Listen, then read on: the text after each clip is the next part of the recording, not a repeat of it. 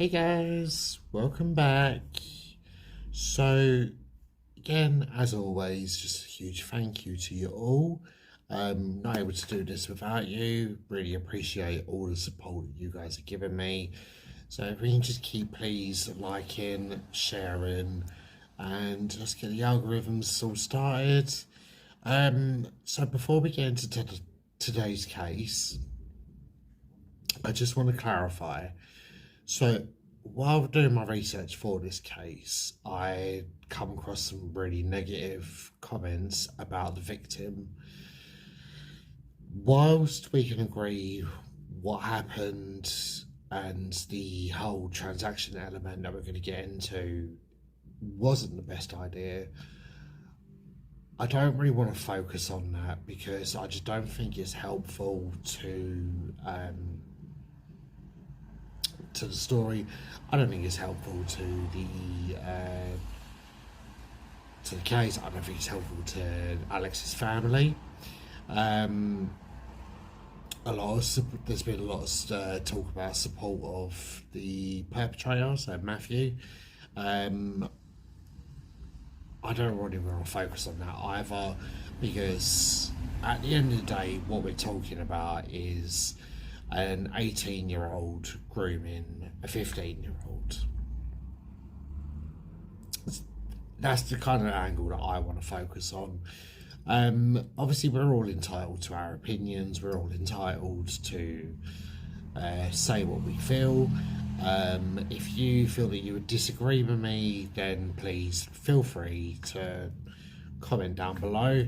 But please, just no negative comments about Alex or Alex's family, because there's been a lot of negative comments I've come across about Alex's family as well. So, with that being said, just want to get on with today's story, and that is of Matthew Mason and the murder of Alex Rodder. So, trying to do my research, and so this story is one that there's not really been a wonderful lot about it, not a lot of media about it.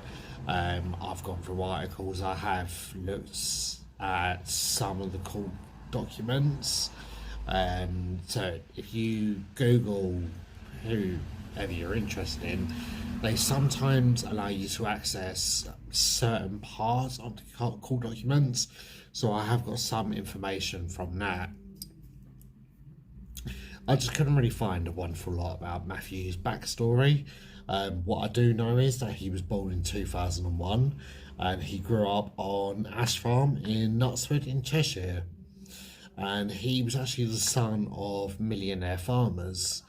And growing up, Matthew actually was a member of a social club for young farmers. But after leaving school, he began working as an apprentice for a mechanic studio. So a former classmate of his, Georgia, she said that while at school, Matthew showed really odd and alarming behaviours. Said that he was really hot-tempered, and she recalled one incident where Matthew was holding really, really tightly to his chest. So she didn't go on to deliberate what actually caused this reaction. She just said that he was holding on to his chest really tightly and was going redder and redder in his face. And the teacher was telling him to stop, and he was just basically completely ignoring her. He then starts really pounding the table, and it took a while reportedly for him to calm down after this incident.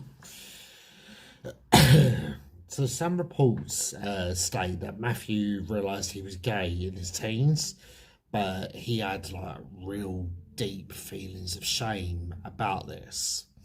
A lot of it reportedly was to do with the fact that he didn't feel that he would be accepted by his friends and family. A lot of people where he was growing up wouldn't accept him. And you know, obviously, you know, if it is true, it's kind of like the old adage saying of small towns, small minds. Because looking at Knutsford and surrounding areas, they are very small towns where it's just all like everyone knows everyone kind of thing.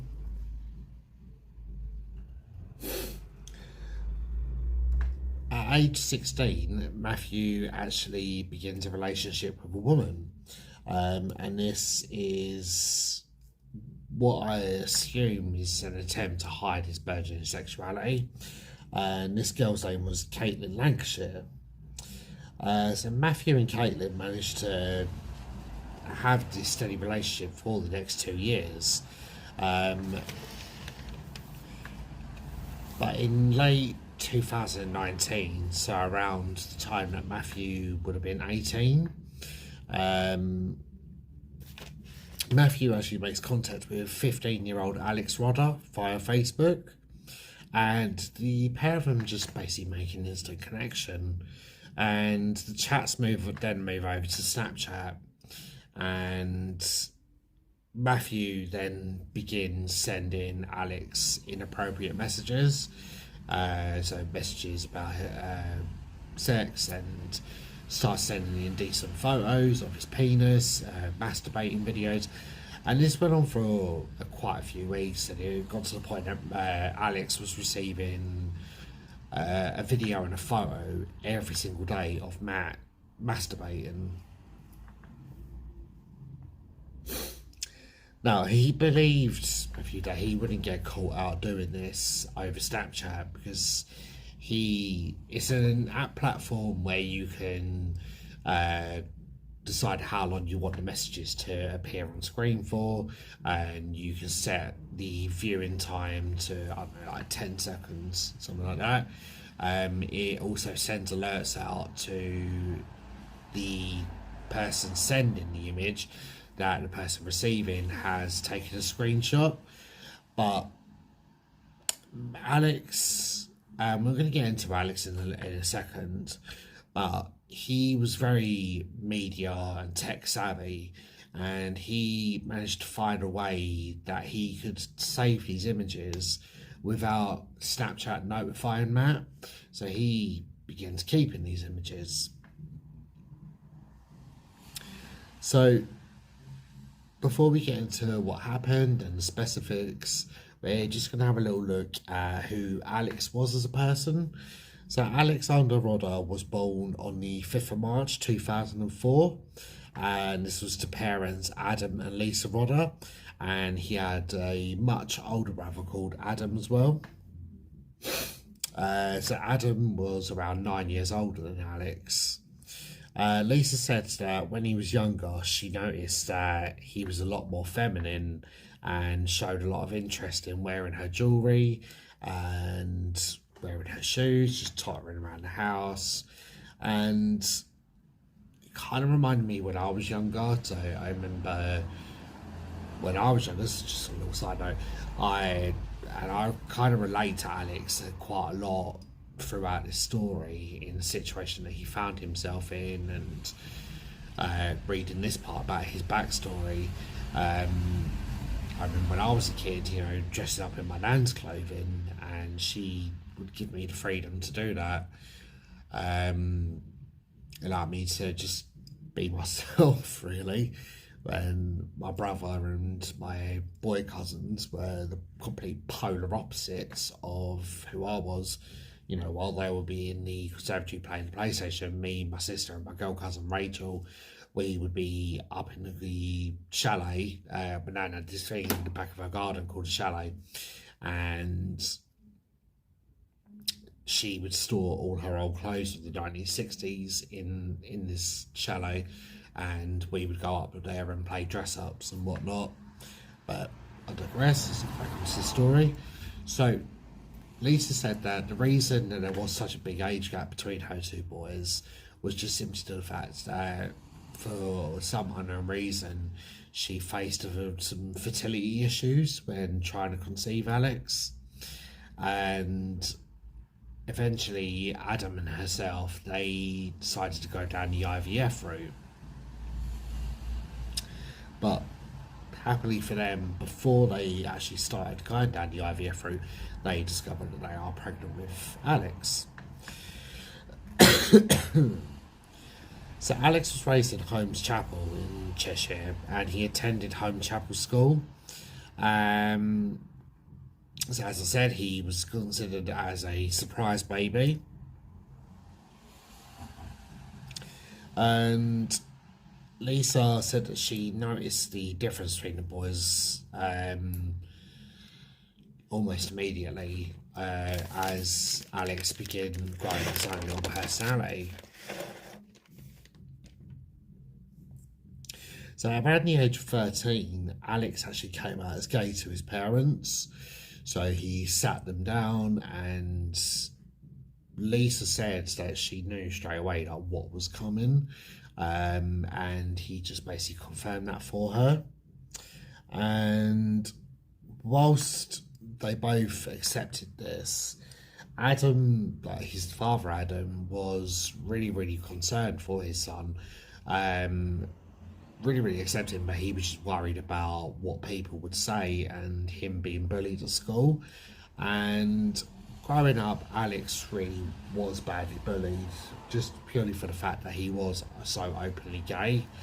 And a lot of the girls that he was friends with, which come quite integral to this story, while they defended him, they just couldn't understand why Alex was bullied so much, because he literally did nothing to these boys, nothing to antagonise them. I just think it's the same thing that I happened when I was at school. Obviously, we're talking about a 10-year gap. You know, I was at school when, I finished school in 2008.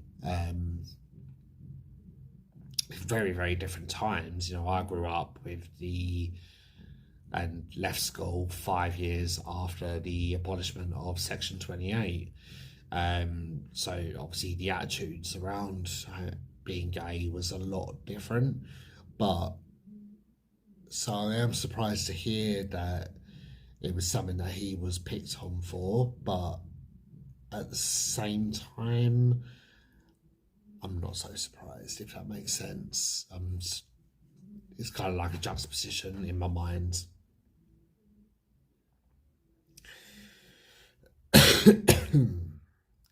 So, like I said, Alex found a lot of support from a large group of female friends. These include Molly, Esme, Grace, Ellie, Georgia, Yasmin, Brogan, and Charlotte. And Alex referred to these girls as his besties, and they said that Alex was just completely obsessed with social media, and you really couldn't go 5 minutes without having a phone shoved in your face, where Alex was filming like little daily vlogs, or Adam, like his brother, would said that he would come home and Alex immediately would just be there with the girls, just making whatever dance they wanted on TikTok or a little story on Instagram.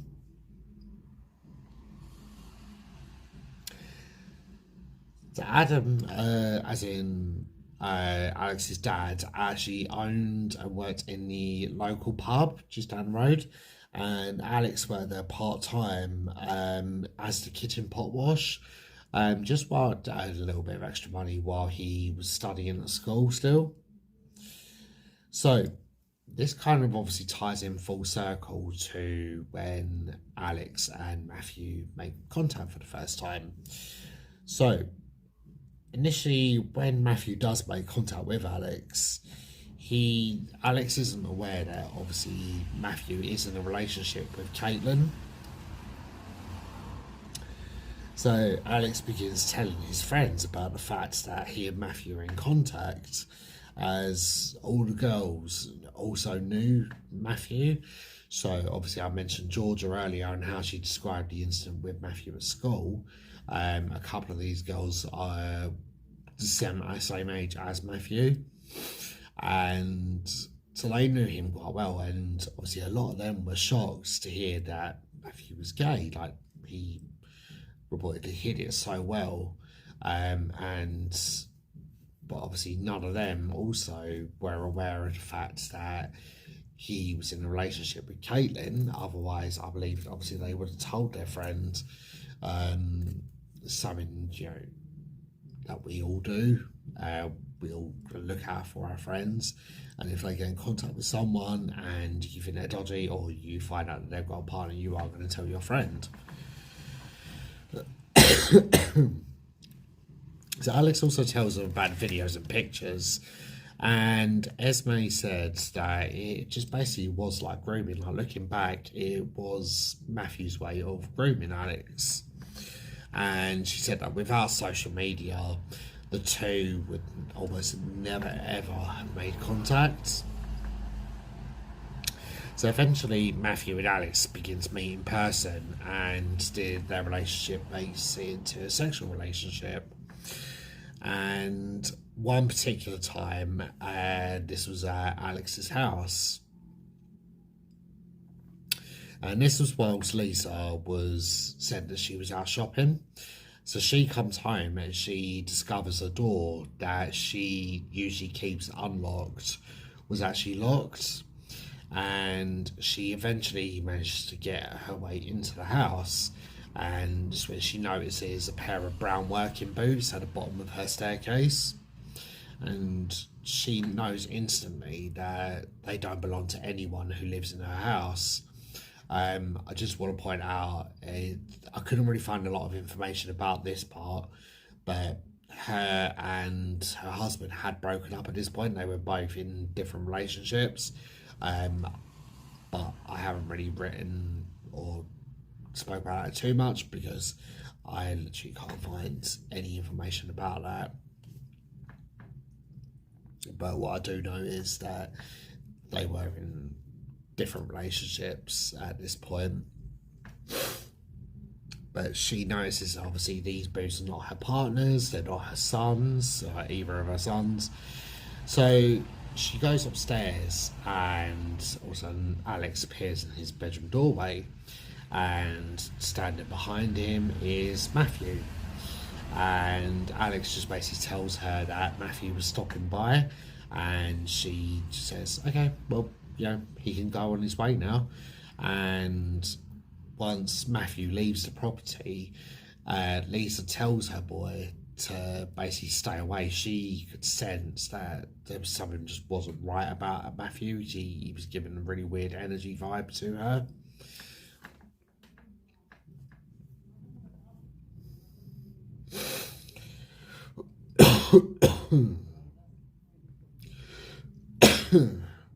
But sadly, Alex didn't listen to his mum, and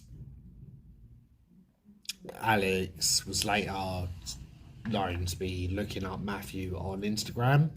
It's something that, you know, a lot of us are sort of guilty of. We do like to tend to cyber stalk people on and see what they're doing if we've no longer got contact with them, like just being a bit nosy. And it's just while he's looking on Instagram, he sees pictures of Matthew and Caitlin together,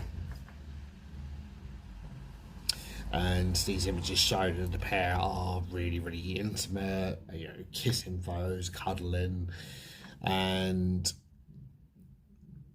Alex then confides in the girls about whether he should actually message Caitlin, and instead he messages Matt to basically try and put an end to their relationship. And he's basically just saying, obviously, like, Matt, you've got a girlfriend, like, this is wrong, you need to be honest, blah blah blah. And it really doesn't go down well, and Matthew is just basically begging him not to say anything, not to message Caitlin. And in the end, Alex believes he's doing the right thing, and he does actually message Caitlin. And this is around on the 3rd of November 2019.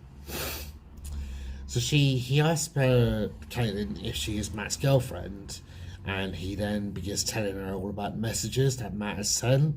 And whilst on the other side, Caitlin is receiving this, she actually ends her relationship with Matt.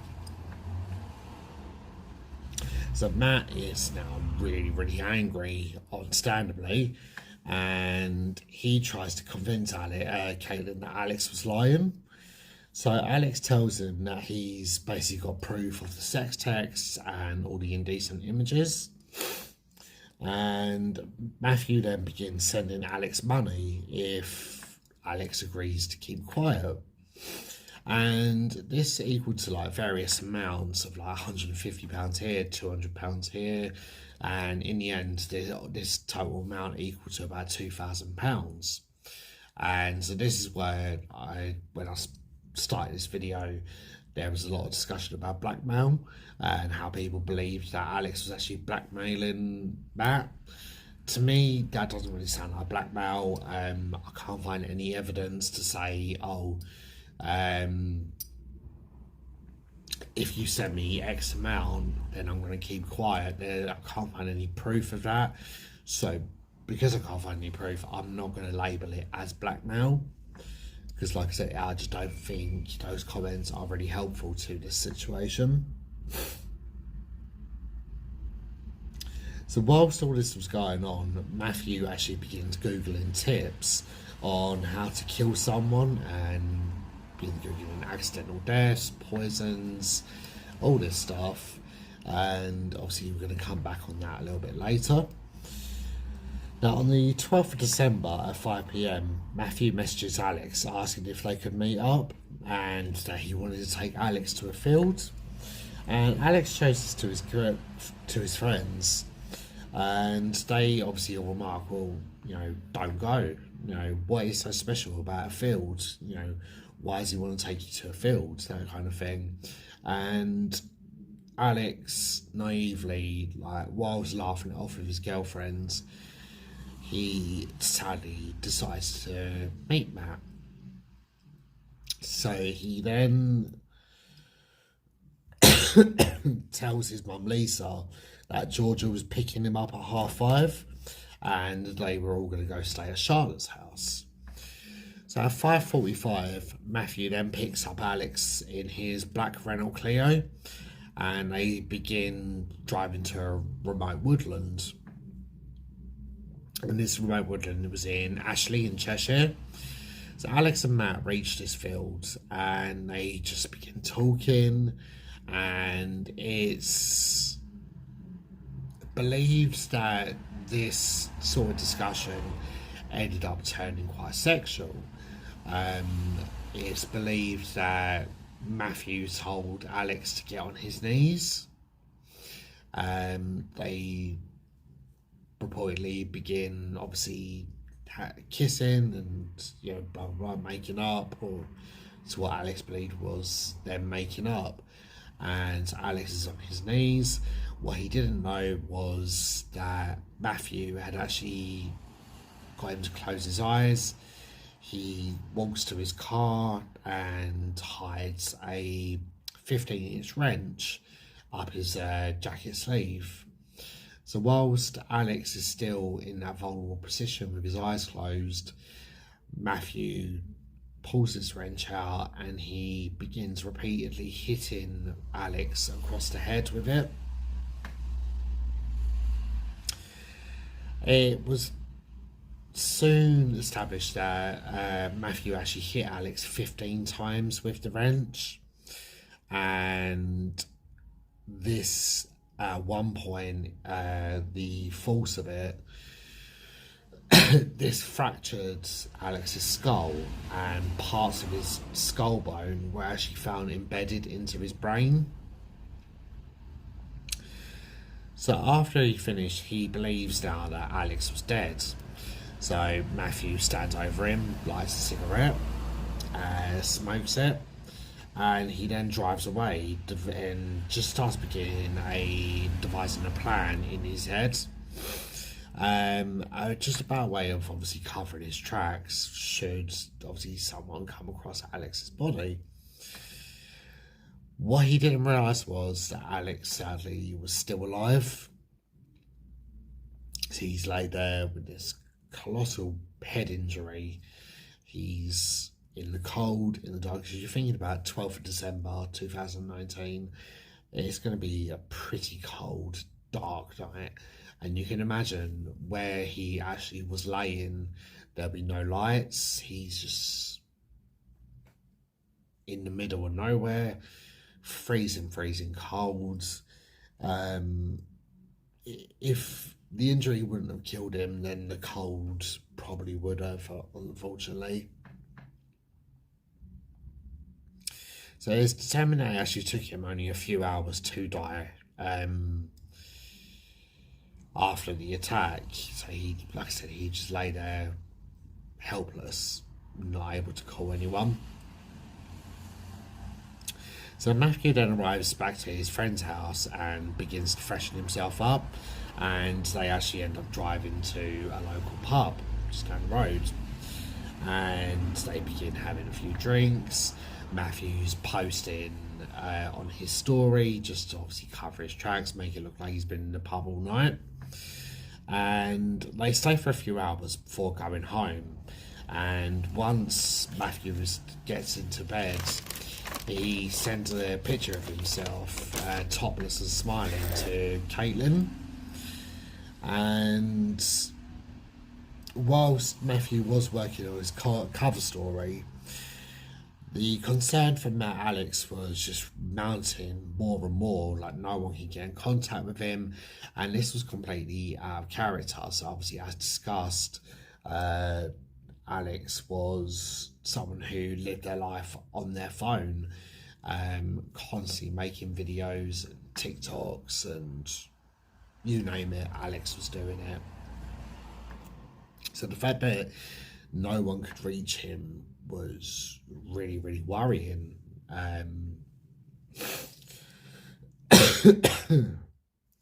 So his parents and the girls, like, they contact each other. Search posts are put out on Facebook pretty quickly. The police are notified, but the police basically say, "Oh, Alex has only been missing for a few hours at the most, so he's not actually clarified as a missing person." You know, disregarding the complete fact that this is a 15-year-old out alone. What I assume is around 11 o'clock midnight at this point.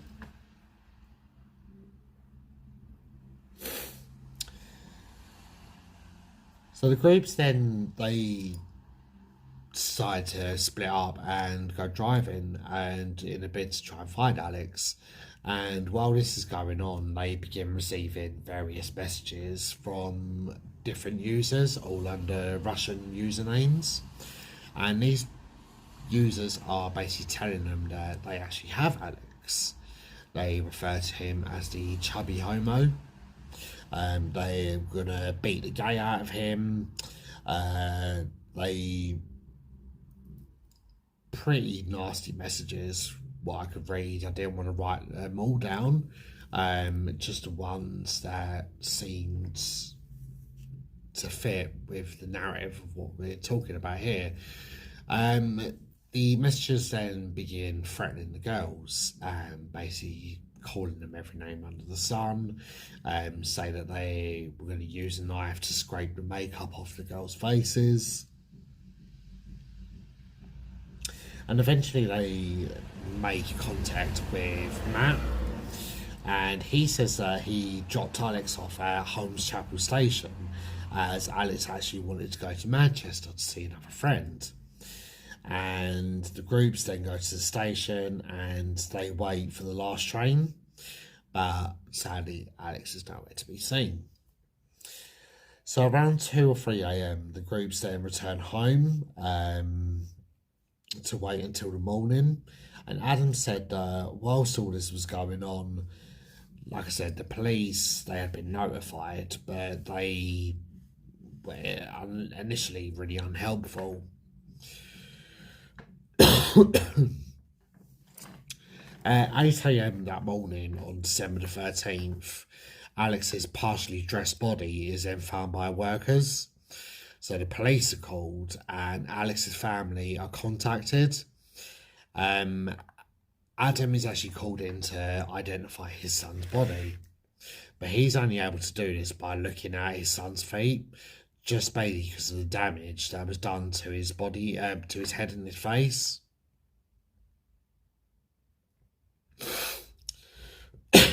And immediately Matthew is named as the last person to have seen Alex.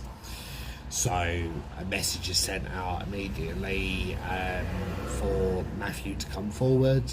The police want to speak to him. He completely ignores this message and goes for a drive. So Matthew is then found a few hours later driving around Telford. He's on his way to Staffordshire, and the police pull him over. And initially he refuses to leave the car, and it's not until the police actually have to use brute force and they smash a window and drag him out of the car physically that he exits the vehicle. And whilst conducting some searches, and they want to clarify if he is Matt Mason, and whilst conducting the searches they can see there's dried blood in the car. They open the boot, and in the car boot they find Matt's jacket, and Matt's jacket also has dried blood on it, but they also sadly find Alex's puffer jacket also shoved in the boot.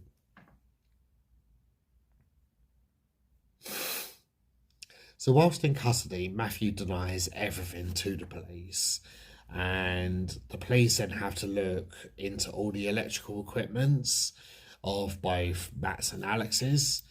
They find the messages, photos and the transactions, and they begin looking into Matt's search history, and they find the searches relating to committing a murder, and this is actually enough for them to charge Matt with murder. So Matthew's trial then begins in January 2021, and this was at Chester Crown Court. So he actually pleads not guilty to the murder of Alex, and instead insists that he acted out in self-defense after Alex had originally hit him. He said that Alex threatened to ruin him socially and financially, and then basically pushed him to the floor. So Matthew says that he then got up, and that's when he hit Alex back, and this is with the wrench, and this is what killed Alex.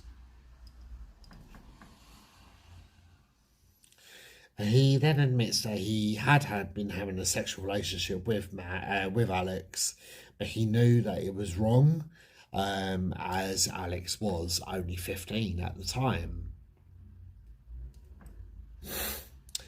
He adds that he didn't believe that his friends and family would accept him for being gay, and that's why he went with the whole pretense of having a girlfriend,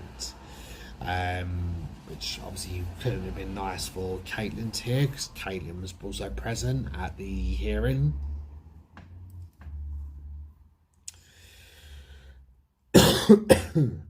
So when it comes to the history searches about the murder, and the poisons, Matthew tries to say that he actually was talking about himself. He was looking up tips on how to kill himself because he was actually feeling suicidal. Just about obviously his feelings about himself and his sexuality. So Caitlin is then brought in to give evidence, and she said that she actually visited Matthew on the day following his arrest, and he began crying, and he told her about the £2,000 transactions, and that when asked if he had killed Alex, Caitlin said that Matthew told her that he did. He clarified this. It was also heard that before his arrest, Matthew returned to Alex's body, and he actually attempted to move it, but he said that he found Alex to be far too heavy, and this is probably where obviously Alex's body was found partially undressed, when obviously why his jacket was found in Matt's car. On the 25th of January 2021, Matthew was actually found guilty of the murder, and this was on a jury of 10 to 2. So 10 people believed that he was guilty, and only 2 people actually believed he was innocent. And this was after 9 hours of deliberating. So on this sentencing, Judge Stephen Everett said that the starting point for this case was 25 years, as Matthew had knowingly and willingly taken a weapon to the scene of the crime with him.